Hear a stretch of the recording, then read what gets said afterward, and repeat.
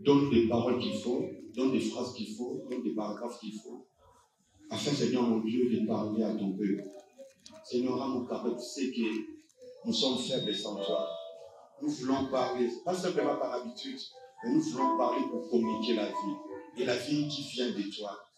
Seigneur Jésus, au nom de ta parole qui dit, poussé par l'Esprit, les hommes ont parlé de la part de Dieu. Nous voulons parler de ta part et non de ma part. Seigneur, telle ma prière au nom de Jésus. Que le Seigneur dise avec moi. Amen. Amen. Gloire au Seigneur Jésus. J'étais en train de réfléchir pour apporter ce dimanche comme message. Je dirais que j'avais pas un tel comme tel, juste ce livre qui était déposé dans mes pensées. Ce livre est du prophète âgé. Et Dieu a voulu qu'en ce jour qu'on puisse retirer quelques vérités dans ces livres. Âgé chapitre 1 d'abord, verset 2 à 11. Et puis nous allons boucler par chapitre 2, verset 6 à 9. Âgé, c'est dans l'Ancien Testament avant Zacharie. Je commence avec les premiers passages. Ainsi parle l'Éternel des armées. Ce peuple dit, le temps n'est pas venu, le temps de rebâtir la maison de l'Éternel. C'est pourquoi la parole de l'Éternel fut adressée par Agé le prophète en ces mots. Est-ce le temps pour vous d'habiter vos demeures lambrissées quand cette maison est détruite? Ainsi parle l'Éternel des armées. Considérez attentivement vos voies. Vous semez beaucoup et vous recueillez peu. Vous mangez et vous n'êtes pas rassasiés. Vous buvez et vous n'êtes pas désaltérés. Vous êtes vêtus et vous n'avez pas chaud. Le salaire de celui qui est à gage tombe dans un sac percé.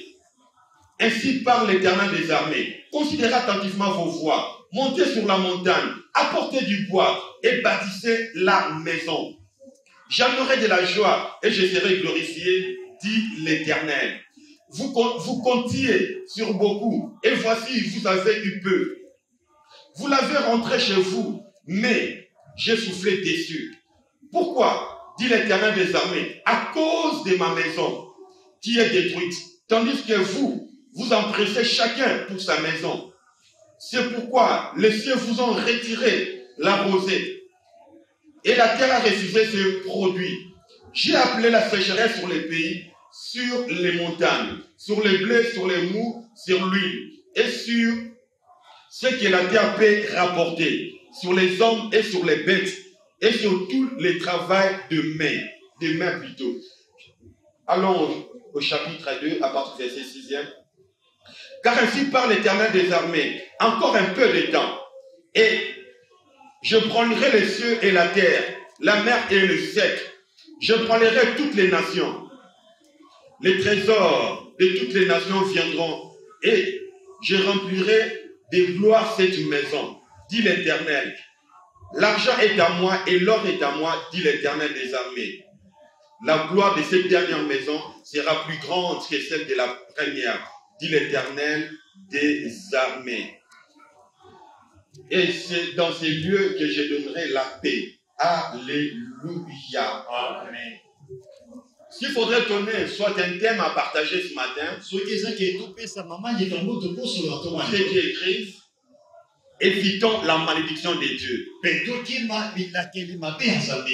Évitons la malédiction de Dieu. En fait, pendant que les prophètes âgés étaient en train de parler de la part de Dieu, en fait, ils étaient revenus de la captivité babylonienne. Et quand ils sont revenus sur leur terre natale, chacun s'est pressé pour sa maison. Or, avant d'aller en captivité, la Bible nous dit que les Babyloniens étaient venus raser les temples et tous les pays. Et la maison de Dieu n'était pas en état. Ou bien dit, la maison de Dieu n'était pas en bon état. Et quand ils sont revenus de la captivité, chacun s'occupait de sa maison, mais aucune personne d'entre elles ne s'occupait de la maison de Dieu. Et à cause de cela, tu leur as parlé. Parce que le peuple ne comprenait pas. Le peuple ne comprenait pas. Il y avait la malédiction qui s'abattait sur le pays. Pourquoi? Il dit, le peuple, Dieu rappelle au peuple. Pourquoi de tout cela? Pourquoi le peuple était frappé par Dieu. Le peuple était sous la malédiction de Dieu. Parce que la maison de Dieu a été négligée. Et à cette époque, comme je l'ai dit, chacun s'occupait de sa maison. Alors que la maison de Dieu était négligée. Et fils de Dieu, écoutez-moi. Négliger la maison de Dieu, c'est négliger Dieu lui-même. Je pensais que quelqu'un allait dire Amen. Amen. Négliger la maison de Dieu, c'est négliger Dieu lui-même. Mais par contre, soutenir la maison de Dieu, c'est soutenir Dieu lui-même. Puisque la maison de Dieu était négligée, Dieu était mécontent. Et le peuple a commencé à vivre sous la malédiction. Ils étaient sous la malédiction, mais ils ne comprenaient pas jusqu'au jour où le prophète âgé a parlé de la part de Dieu. D'abord, au verset 5 du chapitre 1er, ainsi parle l'Éternel des armées. Considérez attentivement vos voix. Vous semez beaucoup et vous recueillez peu. Vous mangez et vous n'êtes pas rassasiés. Vous buvez et vous n'êtes pas désaltérés. Vous êtes vêtus et vous n'avez pas chaud. Alléluia. Amen. En fait, Dieu a frappé tous les besoins primaires du peuple. Les besoins primaires du peuple. Les manger, le vêtement, la nourriture. Tous les besoins, ce qui est vital pour l'homme. Ils vont travailler, mais ils n'avaient pas la grâce de bénéficier des résultats de leur travail. Donc il y avait la malédiction sur les revenus du travail. Ils mangeaient, ils n'étaient pas rassasiés. Ils prenaient l'eau, mais ils n'étaient pas désaltérés. Dieu a frappé par la malédiction. Toujours ce peuple qui ont subi la malédiction sur le plan alimentaire. Même le salaire de celui qui est à gage tombe dans un sac percé. Autrement dit, le salaire que gagne l'ouvrier va dans une bourse trouée. Donc vous gagnez l'argent, mais vous ne vous retrouvez pas. Jusqu'à ce niveau, c'est la malédiction qui touche directement le peuple. Mais plus tard, la même malédiction touche la terre. Verset 10. C'est pourquoi les cieux vous ont refusé la rosée. Et la terre a refusé ses produits. J'ai appelé la malédiction le jour. J'ai appelé la malédiction de la lumière. J'ai appelé la malédiction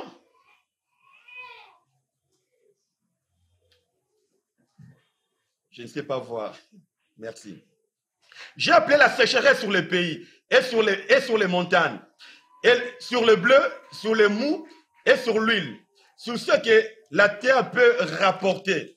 Alléluia. Amen. Donc Dieu, à cause de sa maison qui a été négligée, il a frappé le peuple.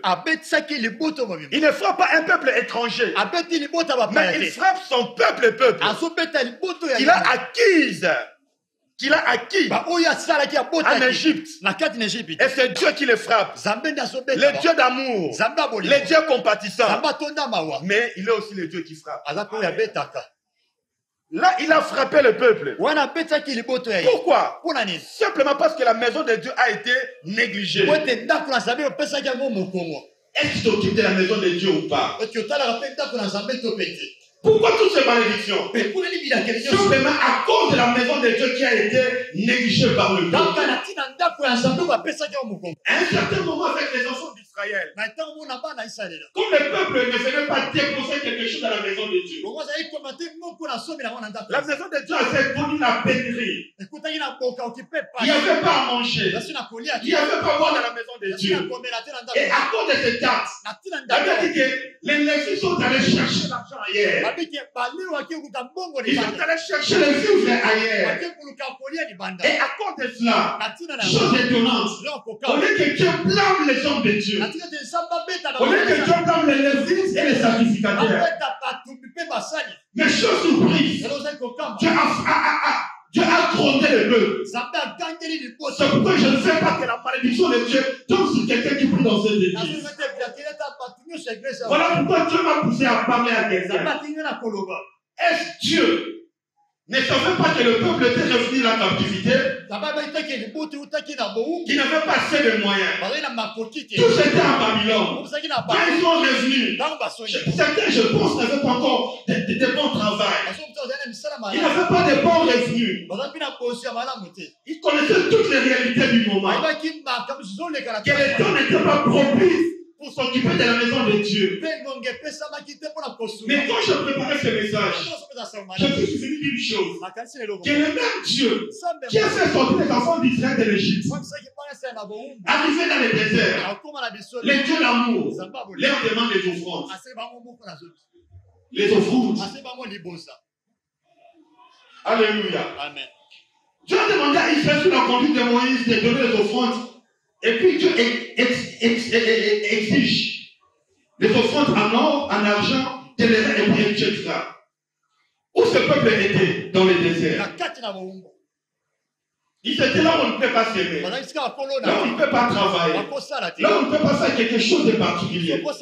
C'est là où Dieu leur a demandé des offrandes qui coûtent. Si Dieu te demande quelque chose, je crois que Dieu sait que tu as la capacité de le faire. Pourquoi? Parce que quand Israël sortait de l'Égypte, ils avaient interpellé les Égyptiens. Ils avaient pris l'or, l'argent et les autres.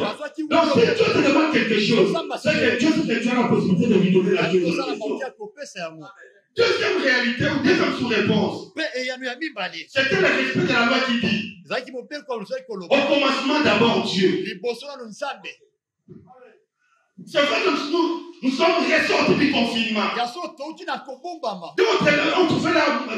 D'autres ont vécu en dessous de leur train de vie normal. D'autres étaient limogés. Certaines personnes encore pas dans la limogés, c'est-à-dire c'était limogés du travail. Certaines personnes, ils ont trouvé leur salaire divisé en deux. La situation est critique. Certes, mais il y a une loi spirituelle qui nous dit au commencement Dieu. Au commencement Dieu. Alléluia. Amen. Alors, Dieu pour le faire quitter toutes ces malédictions. Pour le faire quitter toutes ces malédictions. Dieu leur propose une fois de sortie. Dieu ne veut pas que tu vives sous sa malédiction. Parce que pendant tout ce temps de confinement, beaucoup d'entre nous ont négligé la maison de Dieu.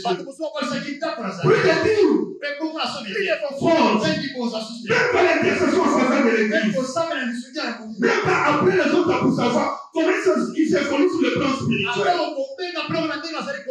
Et les temples, et le peuple de Dieu, nous les avons mis de côté.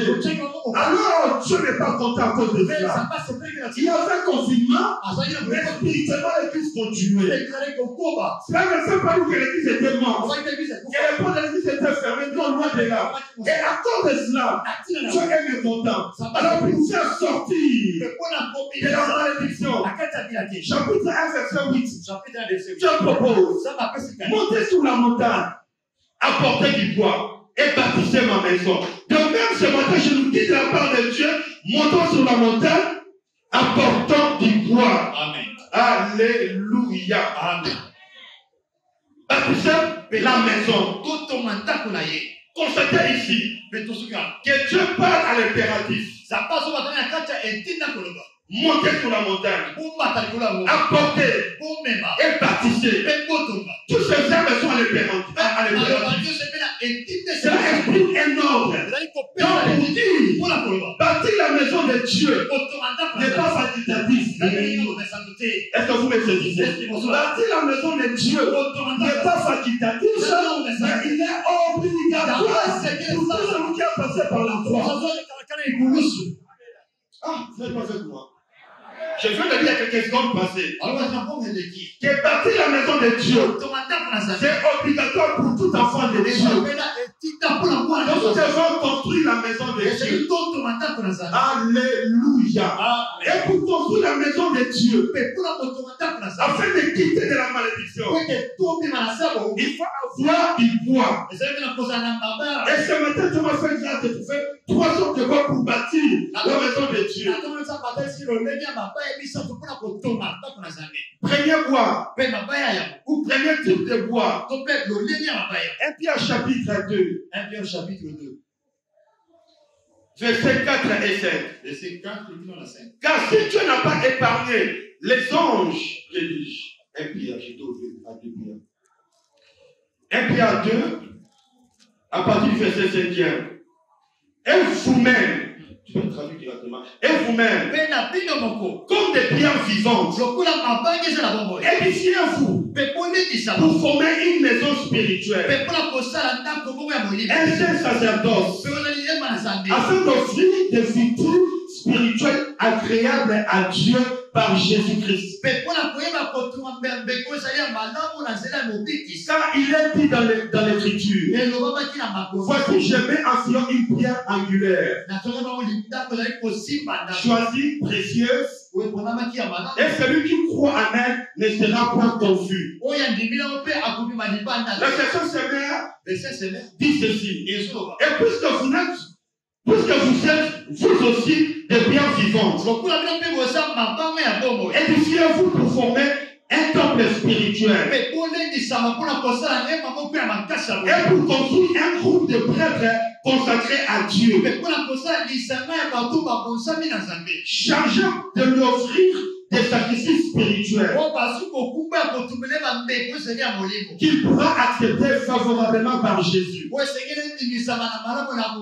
Si nous voulons voir notre église être construite, si nous voulons construire ou former la maison de Dieu, la maison de Dieu se forme d'abord par des gens vivifiés. L'église n'est pas construite par n'importe qui. L'église est construite par des pierres vivantes. Il faut être des hommes vivifiés par le Saint-Esprit, afin de bien construire la maison de Dieu. La maison de Dieu ne se construit pas par des aventuriers. Permettez-moi l'expression. La maison de Dieu ne sera pas construite par les gens qui passent leur nuit dans les boîtes de nuit. Par des gens qui vivent toujours des copines qui n'honorent pas le Seigneur. Mais la maison de Dieu est construite par des hommes et des femmes qui sont passés par la croix, qui sont sanctifiés, qui sont spirituels. Ce sont ceux-là qui peuvent construire d'abord la maison de Dieu. Tu es là pour fortifier la maison de Dieu, ou tu es là pour affaiblir la maison de Dieu. Écoutez ce que la Bible a dit. Actes chapitre 13, verset 47b. Et le Seigneur ajoutait chaque jour à l'église ceux qui étaient sauvés. Alléluia. Amen. Voilà les gens qui doivent construire l'église. Les gens qui étaient sauvés. Les gens qui étaient sauvés. Voilà ceux-là qui doivent construire la maison de Dieu. C'est vrai que tu es là. Tu es en train de m'écouter.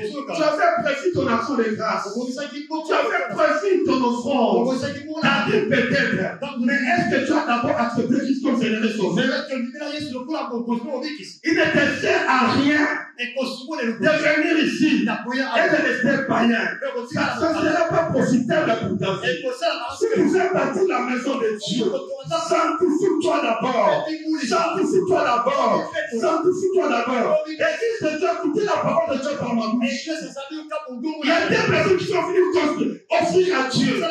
Il y a Akaya et Abel. Il y a des personnes. Chacune d'entre elles a fait son offrande. Ils ont offert à Dieu.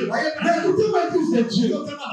La Bible dit que avant de prendre l'offrande, la Bible dit que favorablement Abel. Et par la suite son offrande. Tout que tu t'es amené à l'église. C'est bien beau. Avant de prendre ce que tu lui amènes, tu as été devant l'état de ton cœur. Même si tu n'es pas d'accord avec moi, ils ont prêché. Alléluia. Amen. Donc avant de recevoir quelque chose de votre main, tu regardes d'abord l'état de ton cœur. La Bible dit encore, l'Éternel regarda défavorablement Caïn. Et en plus son offrande, ta relation vaut mieux que tout ce que tu peux donner à Dieu. Ta relation avec Dieu vaut mieux que tous les présents que tu peux lui offrir. Voilà pourquoi, si tu es une personne ici par l'Esprit, venir dans la maison de Dieu, pour soutenir la maison de Dieu, un chrétien, justifié par le Saint-Esprit, venir dans la maison de Dieu n'est pas une corvée. Venir dans la maison de Dieu n'est pas une corvée. Qui c'est la semaine? Vous étiez où? Tu étais où? Permettez-moi de t'intuiter. Alléluia. Amen.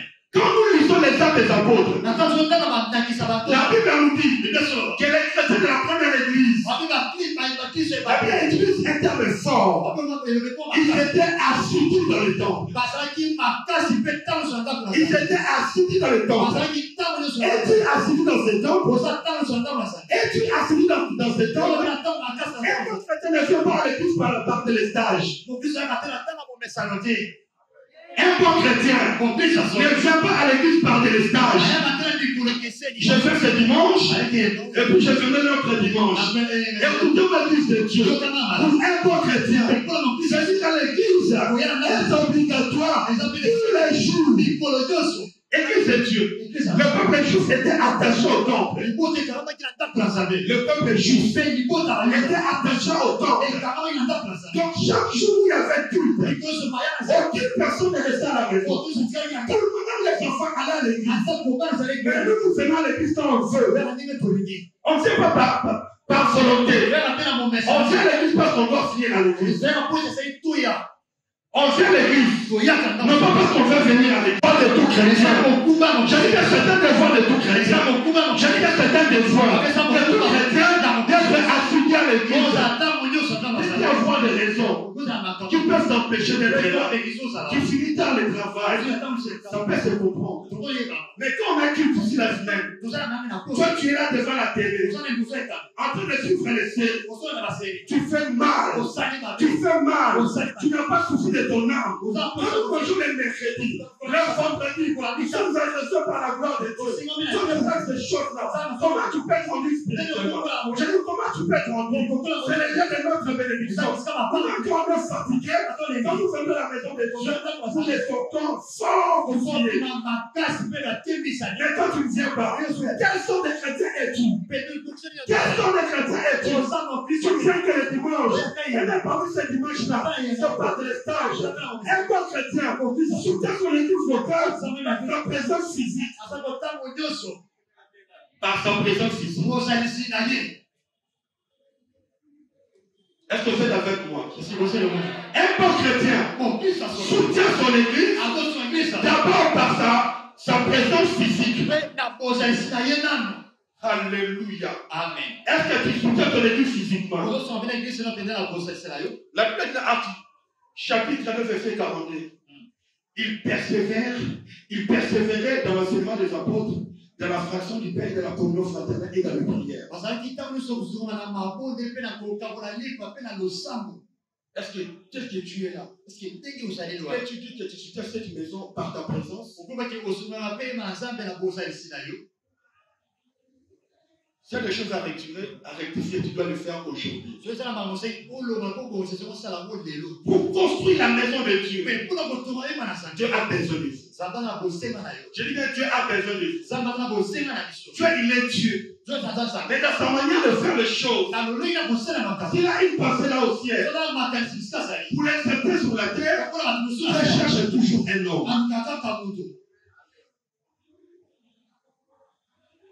Il est Dieu. Mais pour visiter les hommes, il passe toujours par les hommes.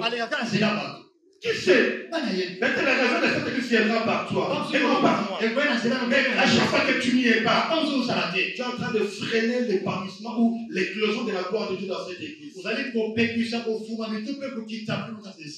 Amen. Deuxième sorte de voix qui construit la maison de Dieu. Les gens qui sont fortifiés par Dieu. Celui qui vient à l'église a au moins un potentiel à donner qui va les servir, permettez-moi la tautologie, à servir Dieu. Alléluia. Amen. Chacun de nous a quelque chose qui peut l'aider à être utile pour la maison de Dieu et à faire avancer la maison de Dieu à un domaine précis. Personne ne peut dire qu'il n'a rien. Non. Quand je parle des potentiels, je fais allusion aux dons et aux talents. Bref, un don, c'est toute capacité que Dieu nous donne après avoir accepté Christ comme Seigneur et Sauveur. Mais par contre, un talent peut être acquis ou inné. Donc l'intelligence, la maîtrise de la mathématique par exemple, c'est un talent appris. Alléluia. Amen. Mais il y a aussi des grâces spirituelles. Il y a aussi des grâces innées ou apprises. Alléluia. Amen. Donc, autrement dit, chacun de nous a des capacités spirituelles innées ou apprises qui peuvent l'aider à être utile et à faire avancer l'église de Dieu. Si aujourd'hui, nous lisons les livres de Luc et des actes des apôtres, la personne qui les a écrits, il était médecin et puis il était écrivain. Et pour écrire le livre de Luc, il a fait des recherches. Il a mis son intelligence au profit du royaume de Dieu. Et comme il était compagnon de Paul, Paul était en train de prêcher ici et là, il était en train d'élaguer les décisions. Avec son intelligence et sa capacité d'écrivain, ça héritait ces deux héritages. Alléluia. Amen. L'apôtre Paul et les autres, ils avaient des capacités spirituelles.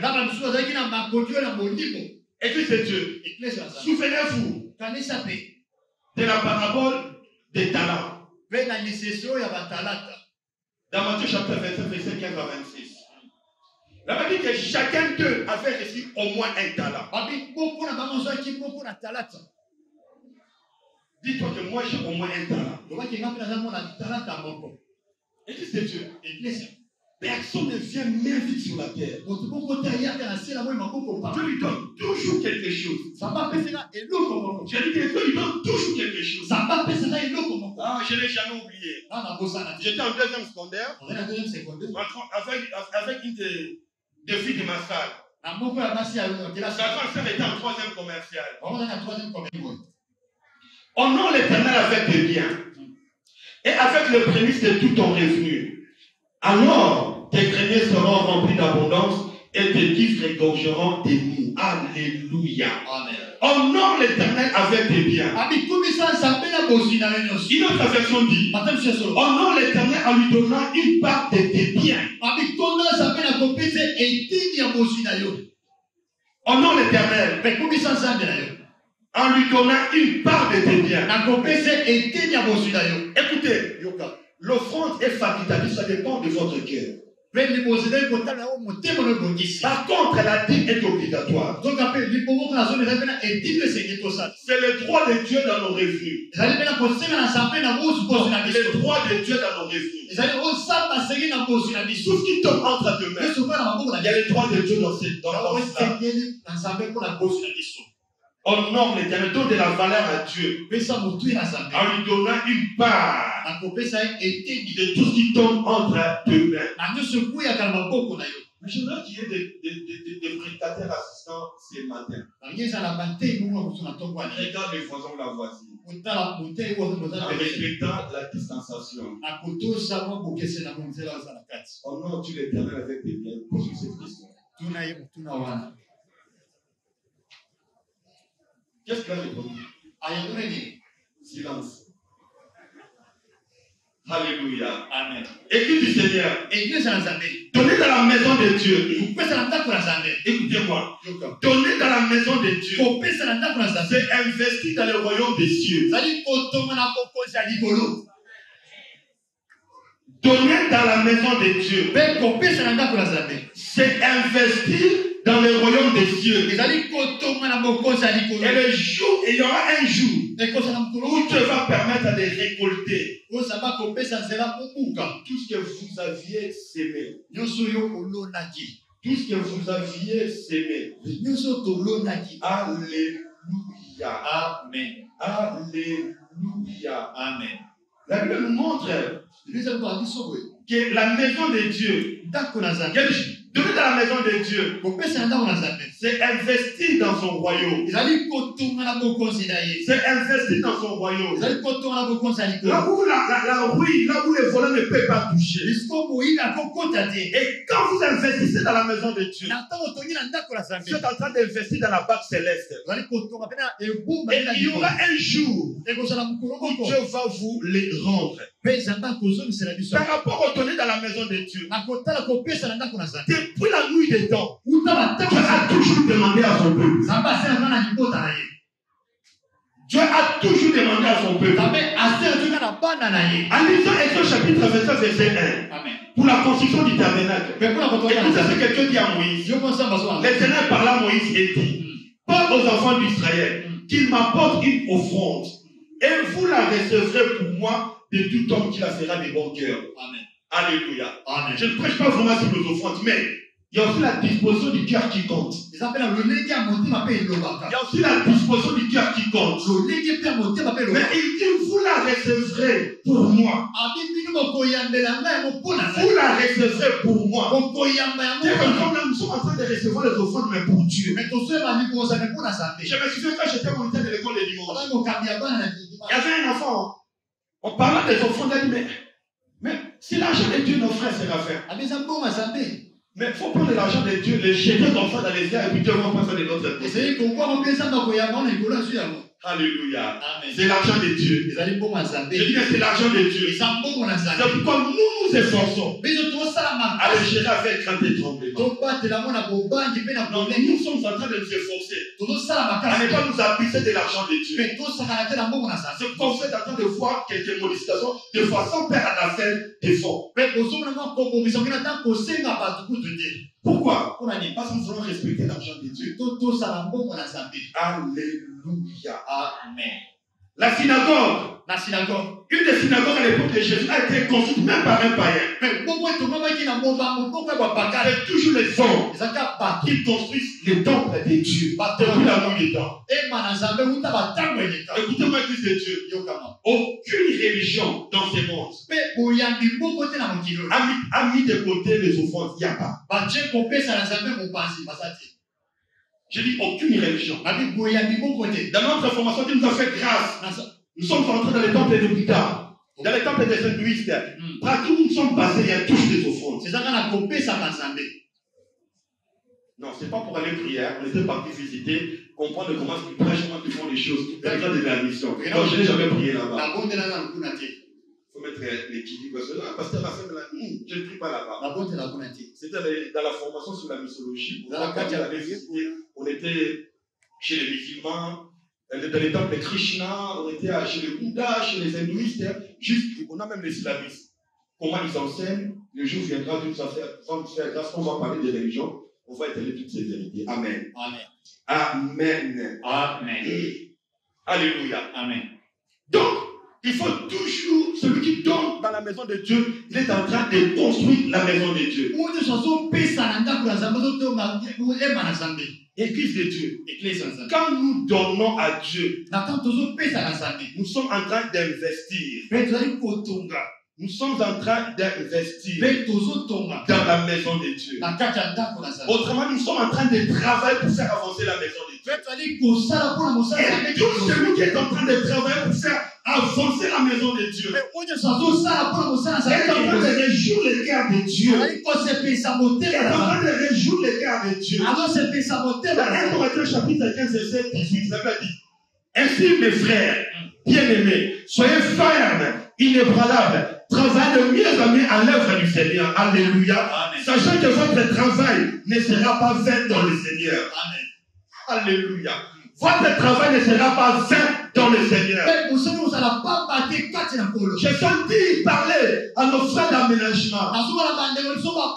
Que faites-vous ici? Je vous l'ai dit de la part de Dieu. Sachez-le bien. Votre travail ne sera pas vain dans le Seigneur. À 4 ans, d'autres personnes dorment encore. Mais vous faites là pour arranger les choses. Pour rendre la croix habitable et propre. Ce travail-là, ce n'est pas un travail fait dans le Seigneur. Un jour, le Seigneur te paiera. Pendant que les autres mangent, soyez touchés pour gêner. Tu mets la nourriture de côté. Tu mets à boire de côté. Pour intercéder en faveur de l'Église. Ton travail ne sera pas vain. Ton travail ne sera pas vain. Tout le travail que nous faisons pour Dieu a toujours des retombées. Écoutez-moi, a toujours des retombées. Écoutez-moi encore, ce travail aura toujours des retombées. Alléluia. Amen. Parce que nous faisons travail pour lui. Ce travail-là ne sera jamais vain. Dieu a dit dans Job, je suis de qui suis-je débiteur? De qui suis-je débiteur? Quand nous travaillons pour Dieu, ils finissent toujours par nous payer. Ils finissent toujours par nous payer. David a construit la maison de Dieu. David avait simplement l'intention de construire la maison de Dieu. Dieu a dit non. Tu as mis ça dans ta main, dans tes mains.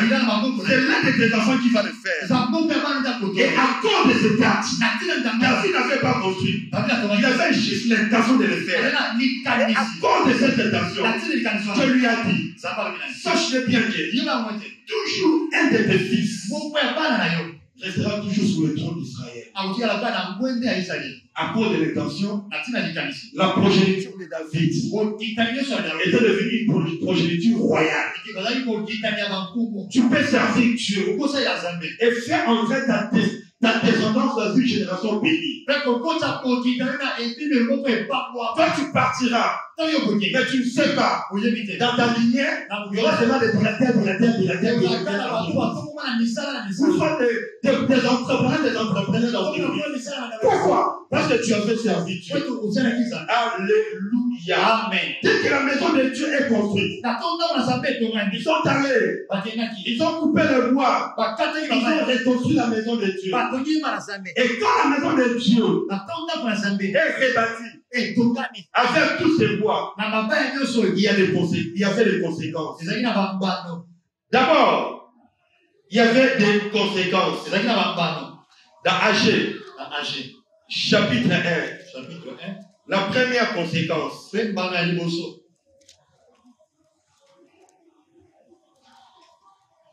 verset 8e. Chapitre 1, verset 8, la Bible a dit, montez sur la montagne, apportez du bois et bâtissez la maison. J'en aurai de la joie et je serai glorifié. Quand l'église est forte, quand tous les départements de l'église sont debout, Dieu est joyeux. Et puis il est glorifié. Écoutez-moi, l'église de Dieu.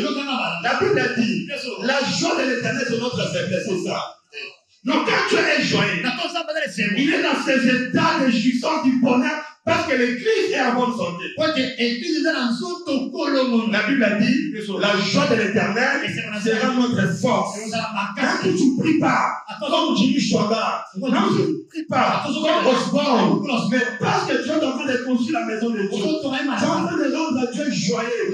À quel jour vous le voulez ou pas, sur la terre, vous serez toujours fort. Et Dieu sera toujours glorifié. De deux, là maintenant ça touche les hommes. Dieu dit ceci, si la maison est construite, il va envoyer la gloire de Dieu dans sa maison. La gloire de Dieu dans sa maison. Les gens qui vont rentrer seront bénis. J'ai dit ils seront bénis. J'ai dit ils seront bénis. Je vais déclarer cette phrase. Vous servirez l'éternel votre Dieu. Il bénira vos pères, il bénira vos soeurs. Il bénira la maladie de vous. Et dans votre pays, dans votre église, dans votre pays, ils sont qui avancent, ils sont stériles. C'est en nom de Jésus. Parce que tu vas reconstruire la maison de Dieu. Je veux que Dieu construise ta maison. Parce que tu vas construire la maison de Dieu. Que Dieu construise ta maison. Et je veux que ta maison soit construite par Dieu lui-même. La malédiction a été ôtée et c'est la malédiction qui a pris part. Parce que la maison de Dieu sera remplie de la gloire de Dieu. Nous serons des cultes. Nous les malades seront guéris. Nous serons une position de main. On aura des prophéties. Si vous sortir de partout, il y aura la gloire de Dieu simplement parce que sa maison est dans bon état. Parce que le culte de Dieu est en bon état. C'est la gloire de Dieu qui vient. Nous serons vivre toutes sortes de bénédictions. Les bénédictions spirituelles. Nous allons de parler en langue. Les bâtons de Saint-Esprit. Les dons de prophétie. Les dons de la parole de connaissance. Les dons de puissance. Nous avons toutes les bénédictions spirituelles. À part cela, nous avons aussi des bénédictions maternelles. La Bible dit, un peu de temps. Il dit, encore un peu de temps. Je prendrai les cieux et la terre. Je prendrai la mer et le sec. Je prendrai toutes les nations. Les trésors de toutes les nations viendront à vous. Alléluia. Alléluia. Amen. Les trésors de toutes les nations viendront. Et je multiplierai de gloire cette maison. Tu as dit, je prendrai les cieux et la terre, le sec et la mer. Et il a dit, il va s'être la richesse des nations vers sa maison. Je prie, Seigneur, écoute ma voix. À chaque fois quelqu'un sera en train de fortifier cette maison, sera en train de bâtir cette maison. Seigneur, écoute ma voix. Permets à chaque richesse qui se trouve entre les mains des païens, je vais la faire de cet homme. Je vais la faire de cette femme-là. Je vais déclarer au nom de Jésus. Je vais déclarer au nom de Jésus. Si vous construisez la maison de Dieu, la Bible nous dit ceci. Quand Israël a quitté l'Égypte pour Canaan, Dieu leur a dit, vous allez manger le fruit des arbres que vous n'avez pas construit. Vous avez des maisons que vous n'avez pas construites. Quand vous faites la joie de Dieu, les choses que vous ne méritez pas. Dieu va vous les donner. Je vous ceci. Les choses que vous ne méritez pas, Dieu va vous les donner. Tu es là sans emprise.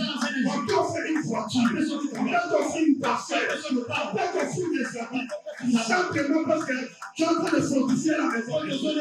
Faire tout c'est la gloire de Dieu. Quand tu es dans la maison de Dieu, faire tout est dans l'esprit. Quand tu es dans la maison de Dieu, je vois la gloire venir. Je suis tout seul. Tout va fortifier selon la force. Dans la présence physique, dans les enfants, dans les talents, la gloire de Dieu va vous visiter. La gloire de Dieu va vous visiter. Et vous ne plus jamais les mêmes. Vous n'allez plus jamais les mêmes. Je vois la gloire toucher. Et vous êtes touché par ce message. C'est déjà. Si tu fais les choses, vous faites avec moi. Si tu fais les choses, vous faites avec moi. J'ai l'impression par l'éternité de Dieu. Alléluia. C'est le jour de prendre les engagements. C'est à vous de prendre l'engagement. Como Cristo disse.